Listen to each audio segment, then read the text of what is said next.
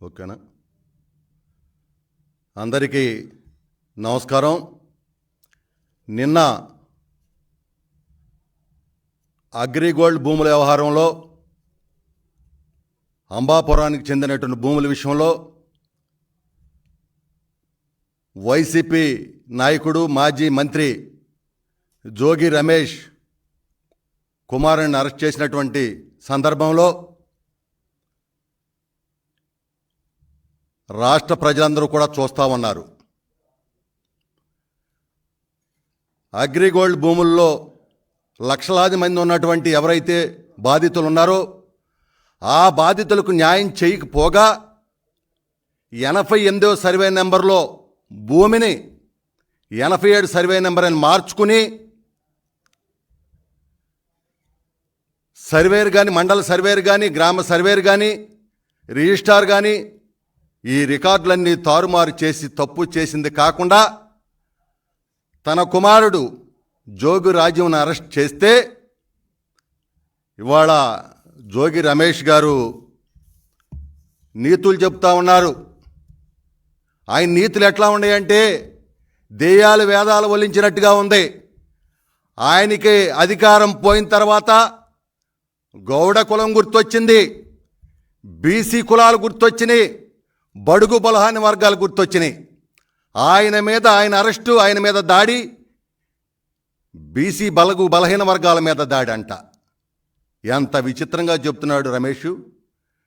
నేను అడుగుతా ఉన్నా, ఈ రోజున ఆనాడు రేపల్లలేవ్ గౌడ బిడ్డ అమర్నాథ్ గౌడ్ ఎవరైతే ఉన్నారో దారుణాతి దారుణంగా తన అక్కను ఏడిపించినందుకు, అడిగినందుకు పట్టపగలు నడి రోడ్డు మీద నోట్లో పుస్తకాలు పెట్టి మనిషికి గోని సంచి చుట్టి పెట్రోల్ పోసి తగలెడితే సిగ్గు సమాజం తల ఉంచుకుంది. ఆ రోజున ఆ రోజు బీసీ బిడ్డ గుర్తు రాలేదా?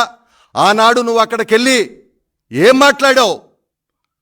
బీసీ కులాలను ఇంకెన్నాళ్ళు తాకట్టు పెడతారయ్యా అని మాట్లాడావు. బీసీ సంఘాల వాళ్ళని నువ్వు హెచ్చరించావు. అయ్యో, ఒక బీసీ బిడ్డ చనిపోయాడే, ఇన్ని వందల మంది వచ్చారే, న్యాయం కోసం వచ్చారు అని ఒక్క మాట అన్నావా?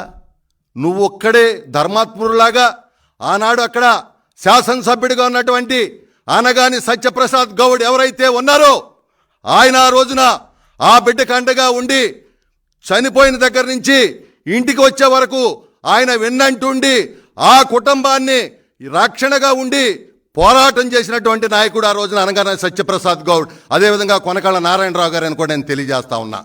ఆ రోజు నువ్వు వాళ్ళు ఆ విధంగా మాట్లాడి ఏం చేసావయ్యా నువ్వు? ఏదో ఆర్థిక సహాయం అని చెప్పి చేతులు దులుపుకుని కనీసం నీ ముఖ్యమంత్రి స్పందించాడు ఆ రోజున నేను అడుగుతా ఉన్నా. కనీసం ఒక బిడ్డ చనిపోతే మీరు స్పందించారా మీ ముఖ్యమంత్రి అని నేను అడుగుతా ఉన్నా. స్పందించకపోగా హేళనగా మాట్లాడారు. ఆనాడు సత్యప్రసాద్ గారు ఆనాటి మరి మాన్యశ్రీ నారా చంద్రబాబు నాయుడు గారిని అక్కడ రేపల్లి తీసుకెళ్లి ఆ కుటుంబానికి అండగా ఉండి కార్యక్రమం వరకు ఉండి ఆ కుటుంబాన్ని దత్తత తీసుకుని ఆ తర్వాత మా యువనాయకుడు నారా లోకేష్ గారు ఆ కుటుంబాన్ని, ఆ బిడ్డని ఎన్టీఆర్ మోడల్ స్కూల్లో చేర్పించి ఆ బిడ్డకి బంగారు భవిష్యత్తు ఇవ్వటమే కాకుండా ఆ కుటుంబాన్ని దత్తత తీసుకున్నటువంటి నాయకుడు నారా లోకేష్ గారు. అది గుర్తుంచుకోవాలని చెప్పి ఈ సందర్భంగా తెలియజేస్తూ ఇవాళ మాట్లాడుతూ ఉన్నావు గౌడ కులం గురించి, బీసీ వర్గాల గురించి మాట్లాడుతూ ఉన్నావు. నేను అడుగుతా ఉన్నా, నీకు గౌడ కులం గురించి కానీ బీసీ కులాల గురించి కానీ మాట్లాడే అర్హత నీకు లేదు అని చెప్పి నేను ఈ సందర్భంగా తెలియజేస్తా ఉన్నా. పెడలలో తంతే పెనమలూరు వచ్చావు. పెనమలూరులో నువ్వు మొట్టమొదటి రోజునే చోడవరం విశ్వకోరిలోకి వెళ్ళి దందా మొదలెడితే ఆ రోజున ఆనాడు అక్కడ ఉన్నటువంటి బోడే ప్రసాద్ గారు నేను అర్ధరాత్రి వచ్చి ఆ దందా ఆపిన మాట వాస్తవం కాదా అని చెప్పి నేను అడుగుతా ఉన్నా. ఇవాళ గౌడ కులానికి నువ్వేం చేసావని అడుగుతున్నా, బీసీ కులాలకు నువ్వేం చేసావని అడుగుతున్నా. ఇవాళ గౌడ కులం అంటే మొట్టమొదటగా గుర్తొచ్చేది ఈ రాష్ట్ర చరిత్రలో ఉమ్మడి రాష్ట్రంలోనే డాక్టర్ సర్దార్ గౌతులచ్చన గారు. గౌడ కులం కోసం ఆనాడు అసెంబ్లీలో టంగుటూరి ప్రకాశం పంతులు గారు మరి ఏదైతే కళ్ళుని మద్యపానం అంటే కుదరదని చెప్పి అవిశ్వాస తీర్మానం పెట్టి దేశ చరిత్రలో మొట్టమొదటిసారిగా ఒక ముఖ్యమంత్రిని గౌడ కులం కోసం పదవీచ్యుతుడిని చేసినటువంటి చరిత్ర డాక్టర్ సర్దార్ గౌతులచ్చన గారిది. అలాంటి సర్దార్ గౌతులచ్చన గారు మనవరాలు శిరీషమ్మని ఎన్ని రకాలుగా నీ పేడి బ్యాచ్, నీ వైసీపీ బ్యాచ్ ఏడిపించారయ్యా. సోషల్ మీడియాలో ఎంత చెప్పుకోలేని విధంగా పోస్టులు పెడితే ఒక్కరోజు నువ్వు మాట్లాడావా అని చెప్పి నేను ఇవాళ సూటిగా నిన్ను అడుగుతా ఉన్నా. ఇవాళ నువ్వు మాట్లాడుతూ ఉన్నావు గౌడ కులం, నువ్వు అవినీతి సామ్రాజ్యంలో మునిగి తేలినటువంటి వ్యక్తివి, నీ బట్టి దయచేసి మా గౌడ కులానికి రాయొద్దని చెప్పి నేను ఇవాళ మేము తెలియజేస్తా ఉన్నా. గౌడ కులం అంటే రాయలసీమలో కేఈ కృష్ణమూర్తి గారు, కేఈ మాదన్న గారు వాళ్ళు అక్కడ సేవ చేశారు. అదేవిధంగా గోదావరి జిల్లాలో దొమ్మేటి వెంకటరెడ్డి గారు, కృష్ణా జిల్లాలో ఒక కొనగళ్ళ గణపతి గారు, ఒక పలగాని ప్రభాకరరావు గారు, వాళ్ళు గౌడ బడుగు బలహీన వర్గాలకి సేవ చేసినటువంటి నాయకులు. ఇవాళ నువ్వు ఆ కులం పేరు చెప్పుకుని ఆ కులాన్ని బస్టు పట్టించొద్దని దయచేసి మీ ద్వారా తెలియజేస్తా ఉన్నా. నేను ఇవాళ ఒక్కటే, అగ్రిగోల్డ్ బాధితుల్లో 10 లక్షల మంది ఉంటే 5 లక్షల మంది బీసీ వాళ్ళు కాదా? వాళ్ళ మీరు మోసం చేసినట్టు కాదా అని చెప్పి నేను అడుగుతా ఉన్నా. ఇవాళ మీ వైఎస్ జగన్మోహన్ రెడ్డి పరిపాలనలో బీసీలకు రావాల్సినటువంటి నిధులు 1,10,000 కోట్ల నిధులను దారి మళ్లిస్తే నువ్వు మాట్లాడావా అని చెప్పి నేను అడుగుతా ఉన్నా. అంతేకాకుండా ఇవాళ బీసీలకు సంబంధించి 300 మందిని దాడులు చేసి, హత్యలు చేసి, మానభంగాలు చేస్తే నువ్వు ఒక్క రోజైనా సరే మాట్లాడావా అని చెప్తున్నా. తోట చంద్రయ్య ఒక బీసీ బిడ్డని ఒక తెలుగుదేశం నాయకుడైనందుకు జై జగన్ అనమంటే జై చంద్రబాబు అన్నందుకు పేక కోసిన మాట వాస్తవం కాదా అని చెప్పి నేను ఈరోజు మిమ్మల్ని అడుగుతా ఉన్నా. నువ్వా బీసీల గురించి, గౌడ కులాల గురించి మాట్లాడే అర్హత నీకు లేదు అని చెప్పి ఈ సందర్భంగా నేను తెలియజేస్తా ఉన్నా. రికార్డులను తారుమారు చేసి నీ అవినీతిలో అదేమంటే నా కుమారుడు అమెరికాలో చదువుకున్నాడు, అమెరికా నుంచి వచ్చాడు, చిన్నపిల్లాడు అని మాట్లాడుతూ ఉన్నావు.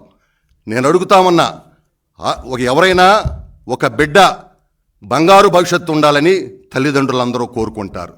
కానీ నువ్వు నీ కుమారుడిని తీసుకొచ్చి ఏ విధంగా ఇక్కడికి తీసుకొచ్చావు, ఎన్నికల్లో ఏ విధంగా అక్కడ ప్రవర్తించాడనే విషయం ఈ రాష్ట్రంలో ప్రజలందరికీ కూడా తెలుసని కూడా ఈ సందర్భంగా మనవి చేస్తూ, ముఖ్యంగా గౌడ కులానికి ఏదన్నా చేసిందంటే అది తెలుగుదేశం పార్టీ అన్న నందమూరి తారక రామారావు గారు బీసీ వర్గాలకు ఆ రోజున స్థానిక సంస్థల్లో రిజర్వేషన్ కావచ్చు, అదేవిధంగా ఏదైతే ఈ బీసీ కులాలకి చట్టసభల్లో కానివ్వండి, మరి ఏదైతే ఆదరణ కానివ్వండి, విద్యాపరంగా కానివ్వండి, రాజకీయంగా కానివ్వండి ముందుకు తీసుకెళ్ళినటువంటి పార్టీ తెలుగుదేశం పార్టీ అన్న నందమూరి తారక రామారావు గారు, నారా చంద్రబాబు నాయుడు గారిని కూడా ఈ సందర్భంగా తెలియజేసుకుంటూ, ఇవాళ తెలుగుదేశం పార్టీ అధికారంలోకి వచ్చిన తర్వాత మా నాయకుడు నారా చంద్రబాబు నాయుడు గారు గౌడ కులస్తులకు రేపు బ్రాందీ షాపుల్లో వాటా ఇవ్వబోతా ఉన్నారు. మా కులాన్ని, మన గౌడ కులాన్ని అభివృద్ధి చేయబోతా ఉన్నారు. మీరెందుకు చేయలేదయ్యా?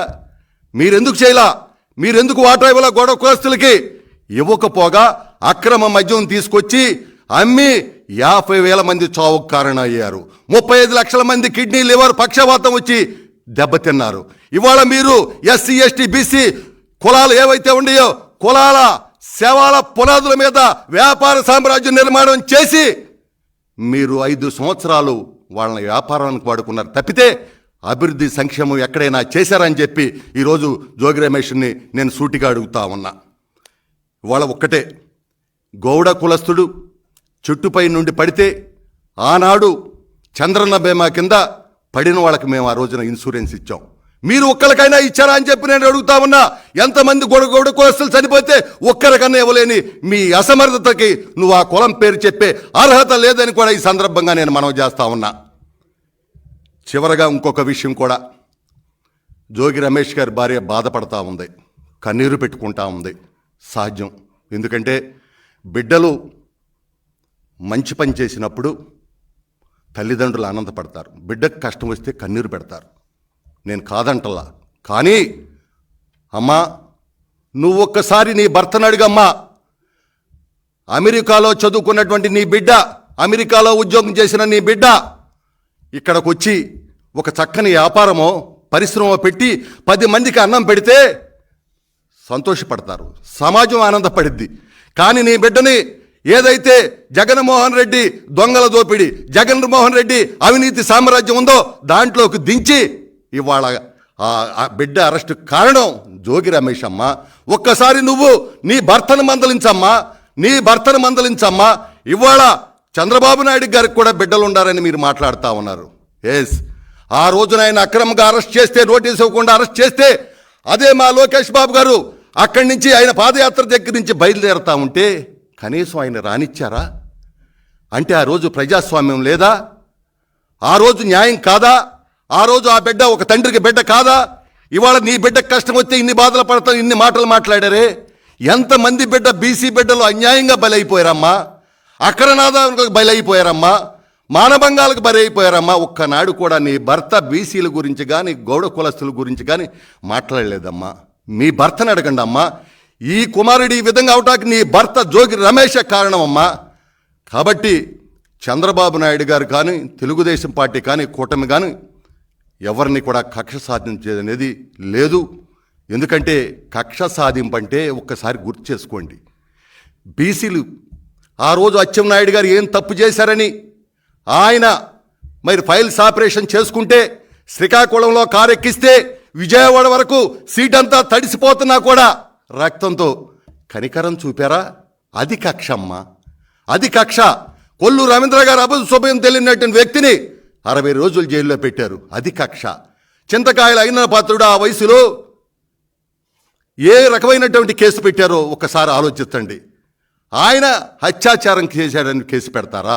ఒక యనమల రామకృష్ణుడి గారి మీద కేసు పెట్టారు. అదేవిధంగా ఈ రాష్ట్రంలో ఉన్నటువంటి బీసీ బడుగు బలహీన వర్గాల మీద దాడులు చేశారు.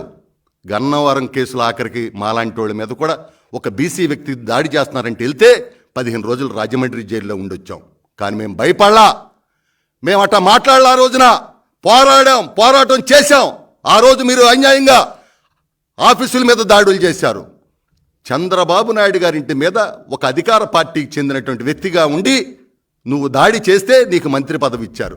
నువ్వు ఈ రోజున ప్రజాస్వామ్యం గురించి మాట్లాడుతూ ఉన్నావు, బీసీ వర్గాల గురించి మాట్లాడుతూ ఉన్నావు, గౌడ కులం గురించి మాట్లాడుతూ ఉన్నావు. అంటే ఈరోజు గుర్తుకొచ్చిందా? పైగా గారు అని మాట్లాడుతూ ఉన్నారు. ఏం సమాజం ఇది? 5 సంవత్సరాల పాటు వాళ్ళ నాయకులు ఏ విధంగా మాట్లాడారు, ఏ విధంగా తోలనాడారు, అసలు నోటికి వచ్చినట్టుగా మాట్లాడారు. కళ్ళమ్మటే నీళ్లు పెట్టుకుని బాధపడ్డాం అందరం. కానీ ఒక్క మాట కూడా చంద్రబాబు నాయుడు గారు అల్లా. ఈరోజు కూడా నువ్వు దాడి చేసావనో లేకపోతే నువ్వు కక్ష సాధించావనో, మా మీద మా కార్యాలయాలు ధ్వంసం చేశారనో మాకు అలాంటిదేమీ లేదు. ఇవాళ అగ్రిగోల్డ్కి సంబంధించినటువంటి వ్యక్తులు వాళ్ళు ఫిర్యాదు చేశారు. ఆ ఫిర్యాదు మేరకు చట్టం తన పని తను చేసుకుంటూ పోతా ఉంది. మాకు అభివృద్ధి సంక్షేమం కావాలి కానీ కక్షల కార్యపణ్యాలు మాకొద్దు. దయచేసి అందరూ కూడా అర్థం చేసుకోవాల్సిందిగా, మా సమయం అంతా కూడా ఈ రాష్ట్రంలో అభివృద్ధి సంక్షేమం, పేద బడుగు బలహీన వర్గాలని చెప్పి తెలియజేస్తూ సెలవు తీసుకుంటున్నాను. నమస్కారం.